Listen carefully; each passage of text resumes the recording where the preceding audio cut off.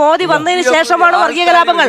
അല്ല, മോദി വരുന്നതിന് മുമ്പ് വർഗീയ കലാപങ്ങൾ RSSന്റെ നേതൃത്വത്തിൽ നടന്നിട്ടുണ്ട്. 25-ലാണ് RSS ഉണ്ടായത്.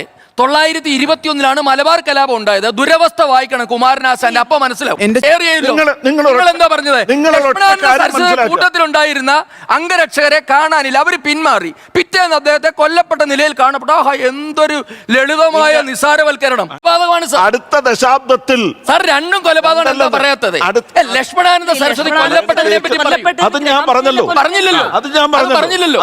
ഹിന്ദു മഹാസഭയും മുസ്ലിം ലീഗും ചേർന്നാണ് ഈ രാജ്യത്തെ വിഭജിച്ചത്. ആ മുസ്ലിം ലീഗുകാരന്റെ കയ്യിൽ നിന്ന് മതേതരത്വം പഠിക്കേണ്ട ഗതികേട് എന്തായാലും BJP-കാരനും ഈ നാട്ടുകാർക്കും ഇല്ല. മതമുള്ളവനും മതമില്ലാത്തവനും ഒരേപോലെ ജീവിക്കാൻ പറ്റുന്ന ഒരു രാജ്യമായിരുന്നു ഇന്ത്യ മഹാരാജ്യം. ആ ഇന്ത്യ മഹാരാജ്യത്തിലേക്ക് ഒരു പ്രത്യേക ശക്തി, ഒരു വർഗീയ ശക്തി അധികാരത്തിലേക്ക് കടന്നു വന്നപ്പോൾ, സംഘപരിവാറിന്റെ ശക്തി അധികാരത്തിലേക്ക് കടന്നു വന്നപ്പോൾ അവിടെ മതത്തിന്റെ പേരിൽ ആളുകളെ വേർതിരിക്കാൻ തുടങ്ങി. സംഘപരിവാറും RSSും BJP ഇവര് പച്ചയായിട്ട് വർഗീയത പറയുന്ന ആളുകളാണ്. വർഗീയത പറയുന്നവര് പച്ചയ്ക്ക് വർഗീയത പറയുമ്പോൾ ജനങ്ങൾക്ക് കൃത്യമായിട്ട് മനസ്സിലാകും. വർഗീയതക്കെതിരെ സംസാരിക്കുന്നവർ ഒരു കുത്തും കോമയും വള്ളിയൊക്കെ ഇട്ട് വർഗീയത പറയുമ്പോൾ അത് ജനങ്ങൾക്ക് മനസ്സിലാകണമെന്നില്ല. മോനെ, എന്താണ് നിന്റെ പ്രശ്നം? പിന്നെ മിവ പറഞ്ഞതിനകത്ത് ഒരു കാര്യം, മിവ പറഞ്ഞത് എന്തോ ഒരു പ്രത്യേക ശക്തി സംഘപരിവാർ അധികാരത്തിൽ വന്നോടുകൂടി ഇന്ത്യയിൽ. മിവ അല്പം കൂടി ചരിത്രം പഠിക്കണം. ഇന്ത്യ മഹാരാജ്യം മതത്തിൻ്റെ പേരിൽ വിഭജിക്കപ്പെട്ട രാഷ്ട്രമാണ്. അതാദ്യം പഠിക്കണം.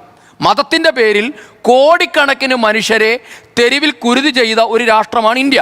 1. 2, അന്ന് ഇവിടെ BJP RSS ഒന്നും അല്ല ഭരിക്കുന്നത്. 2, ഷാബാനു കേസ് എന്ന് പറയുന്നൊരു കേസ് ഇന്ത്യ മഹാരാജ്യത്ത് ഉണ്ടായതിന് ശേഷമാണ് ഇന്ത്യൻ പൊളിറ്റിക്സ് ഇത്രയേറെ മതവൽക്കരിക്കപ്പെട്ടത്. അതായത് ഷാബാനു എന്ന് പറയുന്ന മുസ്ലിം വിധവയ്ക്ക് ഭർത്താവ് ജീവനാംശം കൊടുക്കണം. ഇന്നും അത് ചർച്ചയാണ്. ഷാബാനു എന്ന് പറയുന്ന സ്ത്രീക്ക് ഭർത്താവ് ജീവനാംശം കൊടുക്കണമെന്ന് സുപ്രീം കോടതി വിധിച്ചപ്പോൾ അതിനെതിരെ നിയമനിർമ്മാണം നടത്തിയ ആളുടെ പേര് രാജീവ് ഗാന്ധി എന്നാണ്. എന്ത് പറ്റിയടാ? ചായ നെറുകന്തലേ കയറി ബ്ലോക്ക് ആയതാ. 4/3 ഭൂരിപക്ഷത്തോടെ ഇന്ത്യ മഹാരാജ്യം കോൺഗ്രസ് ഭരിച്ചുകൊണ്ടിരിക്കുമ്പോൾ അതിന് എന്താണ് ഇന്നും പരിഹാരമുണ്ടായിട്ടില്ല. അപ്പൊ അന്ന് മുതലാണ് ഇന്ത്യൻ പൊളിറ്റിക്സ് ഇത്രയേറെ മതവൽക്കരിക്കപ്പെട്ടത്. നാഷണൽ എഡ്യൂക്കേഷൻ പോളിസിയുടെ ശുപാർശകളെല്ലാം നടപ്പിലാക്കാൻ വേണ്ടി കേന്ദ്ര സർക്കാർ കേരളത്തിന് അല്ലെങ്കിൽ സംസ്ഥാനങ്ങൾക്ക് ഇട്ടുകൊടുത്ത PM ശ്രീ പദ്ധതിയാണ്. ആ PM ശ്രീ പദ്ധതിയിൽ ഈ 2025 ആദ്യഘട്ടം വരെ മുഖ്യമന്ത്രി പിണറായി വിജയൻ പറഞ്ഞത് ഇത് രാജ്യത്തിന് അപകടമാണ് എന്നാണ്. ശിവൻകുട്ടി എന്ന് പറയുന്ന വിദ്യാഭ്യാസ മന്ത്രിയും വിദ്യാഭ്യാസ ഡയറക്ടറുമായിട്ടുള്ള അദ്ദേഹം ഒരു ചത്താലും അതിൽ ഒപ്പുവെക്കില്ല എന്ന് പറഞ്ഞ ആളാണ്. ഇപ്പോൾ നാടകീയമായിട്ടുള്ള നിലപാട് മാറ്റമാണ് ഈ CPM-ന്റെ ഭാഗത്തു നിന്ന് ഉണ്ടായത്. ഇവർ ഈ പറയുന്നത് പോലെ ഈ ശിവൻകുട്ടി ഒപ്പിട്ടപ്പോഴല്ല PM ശ്രീ പദ്ധതി കേരളത്തിൽ നടപ്പായത്. PM ശ്രീ പദ്ധതി ഓൾറെഡി കേരളത്തിൽ നടപ്പായിട്ടുണ്ട്. സംസ്ഥാന സർക്കാർ നിയന്ത്രിക്കുന്ന സ്കൂളുകളെ പറ്റിയാണ് നിങ്ങൾ പറയുന്നത്. ഇപ്പൊ തിരുവനന്തപുരത്ത് ശ്രീകണ്ഠ സാറിന് അറിയാം 5 KV സ്കൂളുകളുണ്ട് അല്ലേ? അതിൽ പട്ടം KV എന്നുള്ളത് രാജ്യത്തെ ഏറ്റവും വലിയ കേന്ദ്രീയ വിദ്യാലയമാണ്. CPM-കാരുടെ മക്കൾ അവിടെ പഠിക്കുന്നില്ലേ? കോൺഗ്രസ്സുകാരുടെ മക്കൾ അവിടെ പഠിക്കുന്നില്ലേ? അവിടെ PM ശ്രീ പദ്ധതി നടപ്പാക്കിയിട്ട് 2 വർഷമായി. അവരെല്ലാം വർഗീയവാദികളായോ? വിദ്യാലയങ്ങളിലെല്ലാം നടപ്പാക്കിയിട്ടുണ്ട് സാർ. അല്ല, PM ശ്രീ പദ്ധതി ഓൾറെഡി നടപ്പാക്കിയിട്ടുണ്ട്.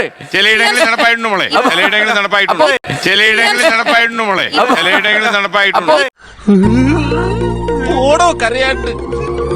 ഇന്ത്യയില് ഈ മതം എന്ന് പറയുന്ന സാധനം, അതായത് അന്യമതസ്ഥരെ അവരുടെ നന്മ എന്താണ്, അല്ലെങ്കിൽ അവരെ എങ്ങനെ അവരോട് നമുക്ക് എങ്ങനെ വെറുപ്പുണ്ടാക്കാം എന്ന് വളരെ സ്ട്രക്ചറലായിട്ട് കാലങ്ങൾ കൊണ്ട് ഡെവലപ്പ് ചെയ്തെടുത്ത് ഈ ഒരു അവസ്ഥയിലെത്തിയതാണ്.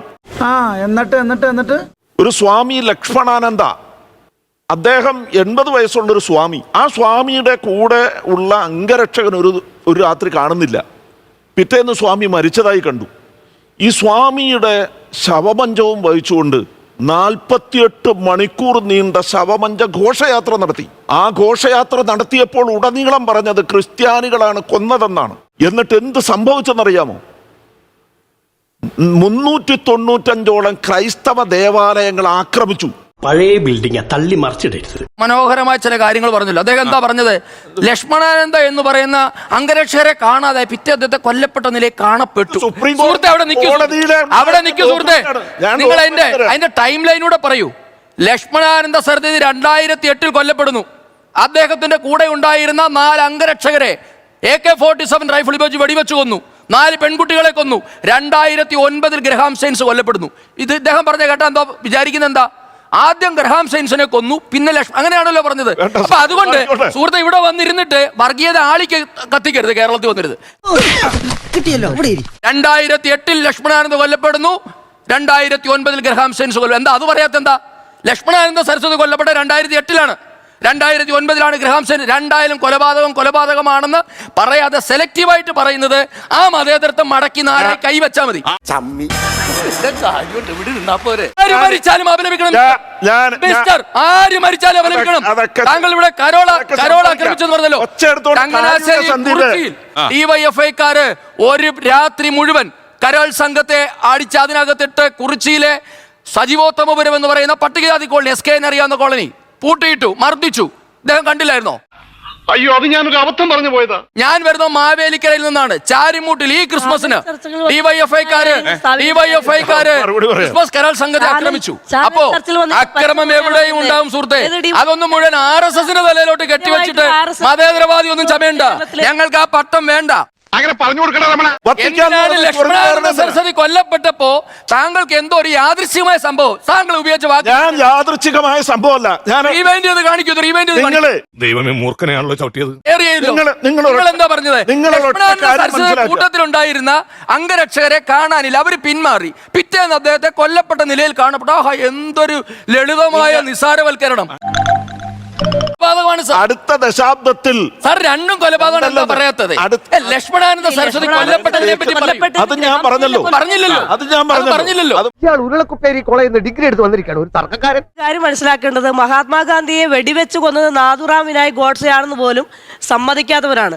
ഒന്ന്, ഇദ്ദേഹം പറഞ്ഞത് നിങ്ങൾ സമ്മതിക്കുന്നത് അയാളെ തൂക്കിക്കൊന്നില്ലേ? ഞങ്ങൾ എന്തിനാ സമ്മതിക്കുന്നത്? കണ്ടോ നിങ്ങൾ എന്തെങ്കിലുമൊക്കെ പറയുവാണ്. ഇന്ത്യയിൽ മോദി വന്നതിന് ശേഷമാണ് വർഗീയ കലാപങ്ങൾ.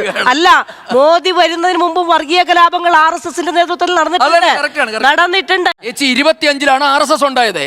921-ലാണ് മലബാർ കലാപം ഉണ്ടായത്. ദുരവസ്ഥ വായിക്കണം കുമാരനാശാന്റെ, അപ്പൊ മനസ്സിലാവും. എന്റെ വായിക്കാത്ത കയറിയിരുന്ന് വിടുവിച്ചാലേ ശരിയാവും.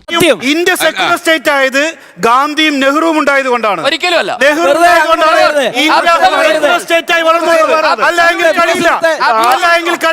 BR അംബേദ്കർ അടക്കം doctor Rajendra Prasad, BR Ambedkar, Nehru, KM Munshi, Sarvepalli Radhakrishnan അടക്കമുള്ള അന്ന് ഇന്ത്യ മഹാരാജ്യത്ത് ജീവിച്ചിരുന്ന മുഴുവൻ എന്താ പറയുക ധിഷണാശാലികളും BR അംബേദ്കറിനെ പോലെ ഒരു ബുദ്ധിജീവിയൊന്നും ഇന്ത്യ ഇന്നേ വരെ ക്രിയേറ്റ് ചെയ്തിട്ടില്ലെന്ന് വേണേൽ പറയാം.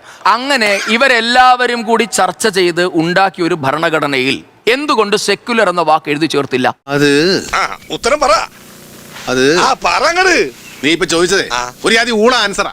കാരണം ബൈ ഡീഫോൾട്ട് ഇന്ത്യ ഒരു സെക്യുലർ രാഷ്ട്രമാണ്. അത് എവിടെയെങ്കിലും എഴുതിയത് കൊണ്ട് ഉണ്ടാകുന്നതല്ല എന്ന ഉത്തമ ബോധ്യം അംബേദ്കറിന് കൂട്ടുകാർക്കുള്ളതുകൊണ്ടാണ് എഴുതാത്തത്. 75-ൽ അടിയന്തരാവസ്ഥ പ്രഖ്യാപിച്ചപ്പോൾ 42ാം ഭരണഘടന ഭേദഗതിയുടെ മറവിൽ എഴുതി ചേർത്ത വാക്കാണല്ലോ. അപ്പൊ നെഹ്റുവും ഗാന്ധിയും ഉണ്ടായത് കൊണ്ടല്ല. ഗാന്ധിയും മരിച്ച് നെഹ്റുവും മരിച്ചതിന് ശേഷം ആണ് സെക്യുലർ എന്ന വാക്ക് പോലും ഇന്ത്യൻ ഭരണഘടനയിൽ എഴുതി ചേർത്തത്. ആരോട് ഇതിങ്ങനെ എത്ര വട്ടം പറഞ്ഞു? 2014 ശേഷമുള്ള കലാപങ്ങളിലൂടെ മതന്യൂനപക്ഷങ്ങളെ ഇല്ലാതാക്കുകയും ഒരു ഹിന്ദു രാഷ്ട്രമാക്കുക എന്നുള്ള എവിടെയാണ് ഹിന്ദു രാഷ്ട്രമാക്കുന്നത്? അജണ്ടയാണ്. അല്ല, RSS എവിടെയെങ്കിലും ഇന്ത്യ ഹിന്ദു രാഷ്ട്രമാണ് പ്രഖ്യാപിച്ച ഒരു സ്റ്റേറ്റ്മെന്റ് കാണിക്കാം. ഒരു സ്റ്റേറ്റ്മെന്റ് കാണിക്കാം. ഈ നാട്ടിലെ ഇന്ത്യ മഹാരാജ്യത്തെ ഇനി മിംബയുടെ അറിവിലേക്ക് പറയാം, ഇന്ത്യ ഹിന്ദു രാഷ്ട്രമാക്കേണ്ട ആവശ്യമില്ല. ഇന്ത്യ ഹിന്ദു രാഷ്ട്രമാണ് എന്നാണ് ഞങ്ങളുടെ നിലപാട്.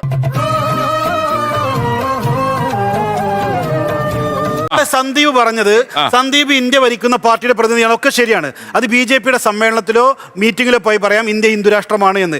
ഹിന്ദു മഹാസഭയും മുസ്ലിം ലീഗും ചേർന്നാണ് ഈ രാജ്യത്തെ വിഭജിച്ചത്. ആ മുസ്ലിം ലീഗുകാരന്റെ കയ്യിൽ നിന്ന് മതേതരത്വം പഠിക്കേണ്ട ഗതികേട് എന്തായാലും BJPക്കാരനും ഈ നാട്ടുകാർക്കും ഇല്ല.